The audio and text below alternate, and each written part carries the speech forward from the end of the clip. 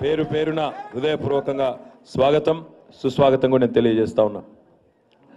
మిత్రులు దేవయ్య గారు మాట్లాడుతూ ఒక మాట అన్నారు. రాష్ట్రంలో రైతులకి ముఖ్యంగా ముఖ్యమంత్రి గారు ఏ రకంగా పెద్దపీట వేసినారు. రైతు పక్షపాతిగా అంటే ఒక రైతు ముఖ్యమంత్రి అయితే, ఒక రైతు బిడ్డ, రైతు స్వయంగా రైతు ముఖ్యమంత్రి అయితే ఏం ఫలితం వస్తుంది అని ఈరోజు చూస్తే నిజంగా చాలా గొప్ప ఫలితాలు కనబడతా ఉన్నాయి అని వారు ఒక మాట అన్నారు.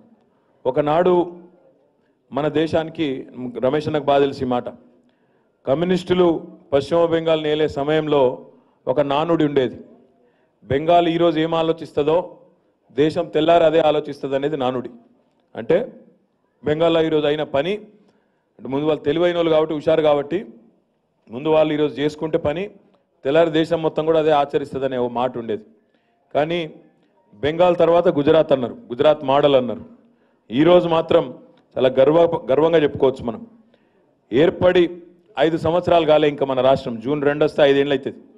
5 ఏళ్ల లోపే చిరస్మరణీయమైన ముద్ర వేసి ఈరోజు బెంగాల్ మోడల్ కాదు, గుజరాత్ మోడల్ కాదు, తెలంగాణ మోడల్ అనే స్థాయికి చేరుకున్నామంటే తప్పకుండా అది మన ముఖ్యమంత్రి కేసీఆర్ గారి నాయకత్వ పటిమకు, ఆయన సమర్థతకు, కార్యదక్షతకు ఇది నిదర్శనం అని చెప్పక తప్పదు.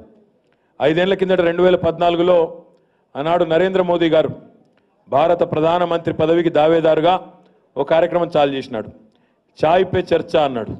యాదకుండాల మీకు చాలా మందికి చాయ్ పే చర్చ అని పెట్టి చాయ్ తాగే చాయ్ షాపుల కాడ, పాన్ దుకాణాల కాడ, ఆడ ఈడ చాయ్ పే చర్చ అని పెట్టి బీజేపీకి ఎందుకు ఓటేయాలి, మోడీకి ఎందుకు ఓటేయాలని చెప్పి ఆనాడు విస్తృతంగా ప్రచారం చేసినారు. కానీ 5 ఏళ్ల తర్వాత ఈరోజు చాయ్ పే చర్చ లేదు.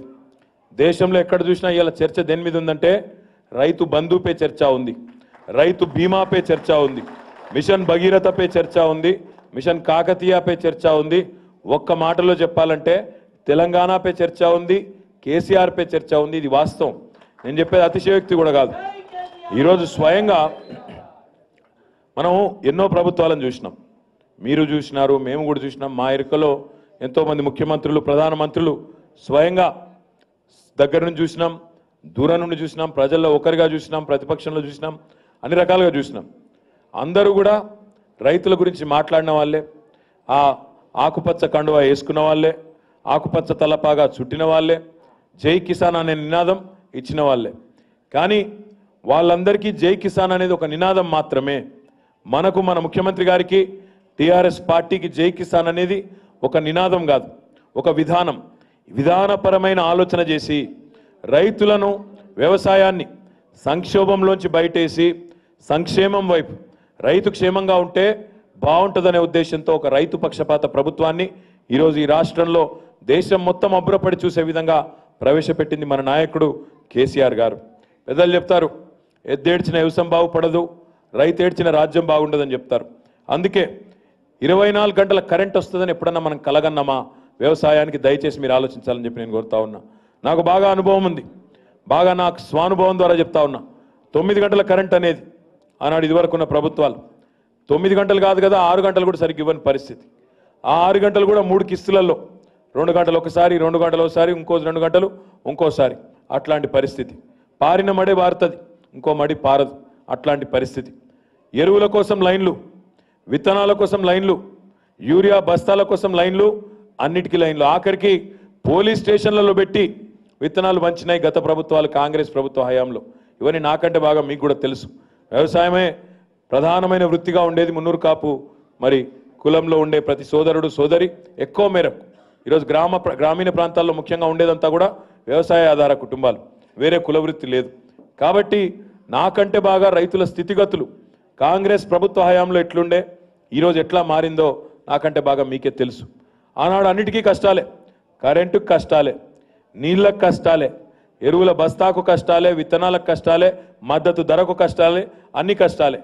ఒకసారి యాద్ చేసుకోండి, కాంగ్రెస్ ప్రభుత్వం ఉన్నప్పుడు ఎన్నిసార్లు సబ్స్టేషన్ల ముంగడ గులబడి ధర్నాలు చేసినాం, ఎన్నిసార్లు అక్కడ కుర్చీలు వలగొట్టినాం, ఎన్నిసార్లు ఆ కరెంట్ అధికారులను అర్రలలో ఇచ్చి తలుపులు పెట్టి, గొల్లాలు పెట్టి, ఫోటోలు తీసి పేపర్కి ఎన్నిసార్లు ఇచ్చినాం, నిరసన ఎన్నిసార్లు చెప్పినాం.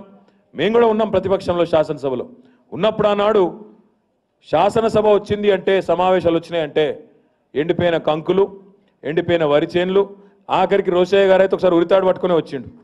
యాదకుండాల మీకు ఎండ్రిన్ డబ్బాలు, ఎండిపోయిన ఇవే. ఇక ఎంతసేపు ఆనాటి పరిస్థితి. ఈరోజు ఉందా ఆ పరిస్థితి రాష్ట్రంలో?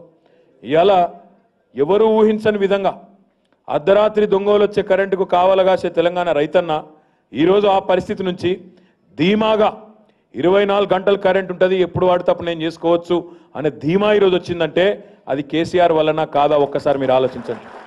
అది మాత్రమే కాదు, ఎరువులకు లైన్లు లేవు, విత్తనాలకు లైన్లు లేవు. మీరు ఎప్పుడన్నా మీ పంటకు మద్దతు ధర సరిగ్గా వస్తలేదు, పంట దాచిపెట్టుకుంటా అనుకుంటే కూడా 4 లక్షల మెట్రిక్ టన్నుల గోదాములు ఉండే తెలంగాణలో టీఆర్ఎస్ వచ్చినాక, కేసీఆర్ గారు వచ్చినాక దాన్ని 6 రెట్లు పెంచుకున్నాం. 4 లక్షల టన్నుల నుండి 24 లక్షల టన్నులకు ఈరోజు మన గోదాముల సామర్థ్యం పెరిగిందంటే ఇది రైతు పక్షపాతి ప్రభుత్వమా కాదా మీరు ఆలోచించాలని చెప్పి నేను కోరుతా ఉన్నా. అది మాత్రమే కాదు, ఏ నీళ్ల కోసమైతే తెలంగాణ రైతులు కన్నీళ్లు పెట్టుకున్నారో, ఏ నీళ్ల కోసమైతే తెలంగాణ రైతులు ఆనాడు పోరాటాలు చేసినారో వాటి కోసమే ఈరోజు కేసీఆర్ గారు పూర్తి స్థాయి సంకల్పంతో, పూర్తి స్థాయి పట్టుదలతో పనిచేస్తూ ఉన్నారు. అప్పుడెప్పుడో మహాకవి దాశరథి గారు అన్నారట, నా తెలంగాణ కోటి రతనాల వీణ అని. ఈరోజు మన ముఖ్యమంత్రి కేసీఆర్ గారు ఒకటే అంటున్నారు, కోటి రతనాల వీణ కాదు, తెలంగాణ కోటి ఎకరాల మాగాన కావాలనే ఉద్దేశంతో ఈరోజు పట్టుదలతో గోదావరిలో, కృష్ణలో మనకుండే ప్రతి నీటి బొట్టును కేటాయింపును సవ్యంగా వాడుకోవాలి, ప్రతి నీటి బొట్టును మన బీడు భూములకు మలపాలి, మన రైతులు బాగుండాలనే లక్ష్యంతో ఈరోజు గట్టిగా పనిచేస్తూ ఉన్న విషయం మీకు నాకంటే బాగా తెలుసు. కాళేశ్వరం ప్రాజెక్టుకు నిన్నగాక మొన్న ఒక పేపర్ ఆయన పెద్ద ఆర్టికల్ రాసిండు. అందులో రాసినాడు ఇది కాళేశ్వరం కాదు వేగేశ్వరం అన్నాడు. ఎంత వేగంగా పనులు జరుగుతున్నాయంటే దీని పేరు వేగేశ్వరం అని పెట్టాలని పెట్టిండు. అంటే ఆ స్థాయిలో ఉత్తర తెలంగాణ జిల్లాలకు, గోదావరి నది పరివాహక ప్రాంతంలో ఉండే జిల్లాలకు కాళేశ్వరం ద్వారా 38-39 లక్షల ఎకరాలకు నీళ్లు రాబోతా ఉన్నాయి. పాలమూరు ఎత్తిపోతల పథకం ద్వారా అక్కడ బ్రహ్మాండంగా మరొక 16 నుంచి 20 లక్షల ఎకరాలకు అక్కడ నీళ్లు రాబోతా ఉన్నాయి. సీతారామ ప్రాజెక్టు ద్వారా అక్కడ ఒక 10 లక్షల ఎకరాలకు ఈ రకంగా మొత్తం రాష్ట్ర వ్యాప్తంగా చిన్న నీటి వనరులు, పెద్ద నదులు, వాటి మీద కడుతున్న ప్రాజెక్టులు, ఇవన్నిటి వల్ల 1,25 లక్షల ఎకరాలకు నీళ్లు అందించే ఒక దృఢమైన సంకల్పంతో ముఖ్యమంత్రి గారు వాయు వేగంతో పనిచేస్తూ ఉన్నారు. రాబోయే 2-3 ఏళ్లలోనే ఈ ప్రాజెక్టులన్నీ పూర్తయిన తర్వాత బ్రహ్మాండంగా తెలంగాణలో రైతు అనే వాడికి ఏ దిగులు కానీ, ఏ చింత కానీ, మొగులు దిక్కు చూసే అవసరం కానీ ఉండే పరిస్థితి ఉండదు. రైతు బంధు ద్వారా పెట్టుబడి ప్రభుత్వమే ఇస్తుంది. రైతు బీమా ద్వారా మన కుటుంబాలకు భరోసా ప్రభుత్వమే ఇస్తున్నది. సహజ మరణమైన, ప్రమాదవశాత్తు చచ్చిపోయిన 5 లక్షల జీవిత బీమా ప్రభుత్వమే ఇచ్చి బ్రహ్మాండంగా నాణ్యమైన ఒక జీవితాన్ని గడుపుకునే అవకాశం ఇస్తున్నది. దాని తర్వాత ముఖ్యమంత్రి గారు నెక్స్ట్ లక్ష్యాన్ని కూడా అప్పుడే ఎంచుకున్నారు. మరి ఇంత పెద్ద ఎత్తున నీళ్ళు వచ్చిన తర్వాత రైతుకు కనీస మద్దతు ధర కావాలి. పండించిన పంటకు దిగుబడి వచ్చినాక మద్దతు ధర దొరకాల్సిన అవసరం ఉన్నది. అందుకే ముఖ్యమంత్రి గారు ఇప్పటికే రైతు సమన్వయ సమితిలు ఏర్పాటు చేసినారు. గ్రామ స్థాయి నుంచి రాష్ట్ర స్థాయి దాకా ఈ సమితులు ఏర్పడ్డాయి. వాటి ద్వారా సంఘటితంగా రైతులను బాగు చేయాలనే ప్రయత్నం చేస్తూ ఉన్నారు. అగ్రికల్చర్లో కొత్తగా ఎక్స్టెన్షన్ ఆఫీసర్లను, ఏఈఓలను దాదాపు ఇప్పుడు 5,000 ఎకరాలకు ఒకరు చొప్పున ఇప్పటికే నియామకాలు జరిగినాయి. కొత్తగా 4,000 పైచిలకు మంది పిల్లలను కూడా రిక్రూట్ చేసుకున్నాం. వారి ద్వారా రాష్ట్ర వ్యాప్తంగా ఎక్కడికక్కడ ఒక కొత్త హరిత విప్లవం తీసుకొని వచ్చే విధంగా, 2వ హరిత విప్లవానికి తెలంగాణలోనే బీజం పడే విధంగా ముఖ్యమంత్రి గారు ప్రణాళికలు కూడా రూపొందిస్తూ ఉన్నారు. మీరు పండించిన పంటకు మద్దతు ధర కావాలంటే మరి తప్పకుండా రాష్ట్రంలో మనం ఎంతనైతే వాడుకోగలుగుతామో అంత వాడుకుంటూ ఇతర రాష్ట్రాలకి పంపుతూ వాటితో పాటు ఆహార శుద్ధి పరిశ్రమలను కూడా ఏర్పాటు చేయాలి. దానిలో ముఖ్యంగా మా అక్క చెల్లెళ్ళు ఎవరైతే ఈరోజు రాష్ట్ర వ్యాప్తంగా 70 లక్షల మంది గ్రామీణ ప్రాంతాల్లో సంఘటితంగా మహిళా సంఘాలుగా ఉన్నారో వాళ్ళను కూడా భాగస్వామ్యం చేసినట్టయితే బ్రహ్మాండమైన ఫలితాలు వస్తాయనే ఒక ఆలోచనలో ముఖ్యమంత్రి గారు ఉన్నారు. ఇందులో 2 లాభాలు ఉన్నాయి. రైతు పండించే పంటను మనమే ఆహార శుద్ధి పరిశ్రమల ద్వారా మనమే వాటిని ఫుడ్ ప్రాసెసింగ్ ఇండస్ట్రీలు పెట్టి శుద్ధి చేస్తే 2 లాభాలు ఉన్నాయి. ఒకటి, రైతుకు మద్దతు ధర వస్తుంది. రెండవది, మనకు పిల్లలకు ఎక్కడికక్కడ గ్రామీణ ప్రాంతాల్లో ఉపాధి అవకాశాలు కలుగుతాయి. మూడవది, అన్నిటికన్నా ముఖ్యమైనది, ఇలా మనం తినే ఆహారంలోనే కల్తీ ఉన్నదనే మాట చాలామంది చెప్తా ఉన్నారు. కల్తీ కారము, కల్తీ పసుపు, కల్తీ మిర్చి పొడి, రకరకాలు కల్తీ ధాన్యాలు, ఏమున్నా కూడా ఈరోజు అవన్నిటికీ చెక్ పెట్టేందుకు కూడా ఎక్కడికక్కడ మనం మహిళా సంఘాల ద్వారా ఐకేపీ ద్వారా మనం చేసినట్టయితే బ్రహ్మాండంగా ప్రజల ఆరోగ్యాన్ని కూడా కాపాడుకున్న వాళ్ళం అవుతాం. కాబట్టి ఇన్ని రకాల ఆలోచనలతో గౌరవ ముఖ్యమంత్రి గారు ఈరోజు ముందుకు పోతా ఉన్నారు.